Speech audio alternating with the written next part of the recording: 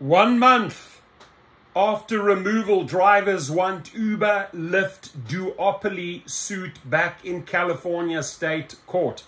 I firmly believe that they are a duopoly. Weird name, but listen, all the evidence, all the writings on the wall that these guys are working together. I mean, they're squashing all the competition together. They literally follow in each other's footsteps when it comes to shenanigans, right?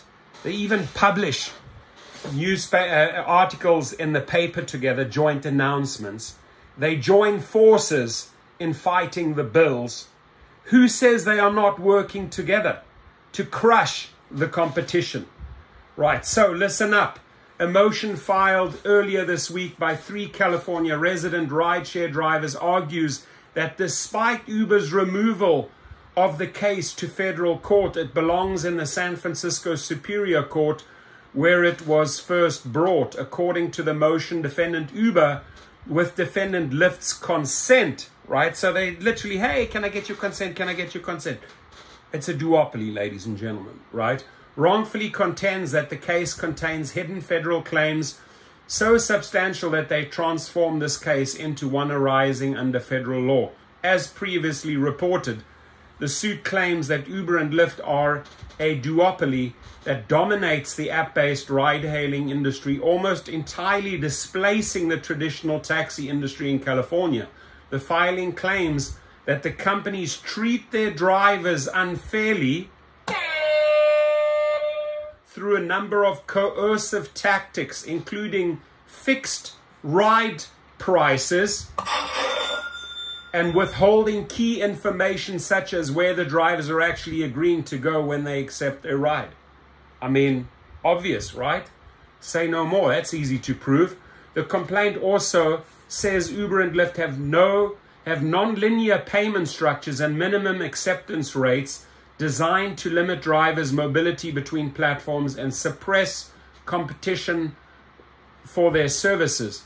To the complaint false, the company's opaque algorithms allegedly used to make secret payments to drivers that commit to working for them. The action seeks relief on behalf of current and former drivers subjected to the company's anti-competitive and unfair practices and alleges 6 California law causes of action. You could do the same, start the same lawsuit in Alabama, in Oklahoma, in Texas, in Florida. Just duplicate this. Go and get the course, get 2 or 3 drivers together and duplicate this. It's not difficult. You're going to make yourself a shitload of money. I've just given you the recipe to make a boatload of money. Get your hands on this case. Almost identically file it in any other state law. Get a couple of drivers and you got yourself a class action going.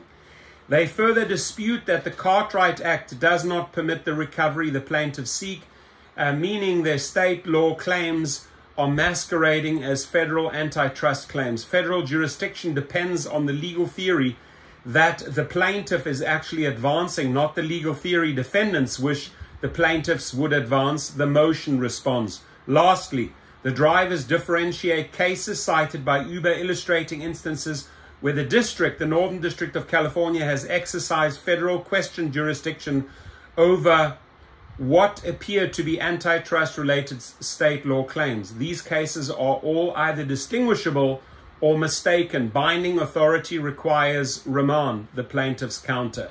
The case is before Judge Jeffrey S. White. May the drivers prevail. May the drivers go and collect their money.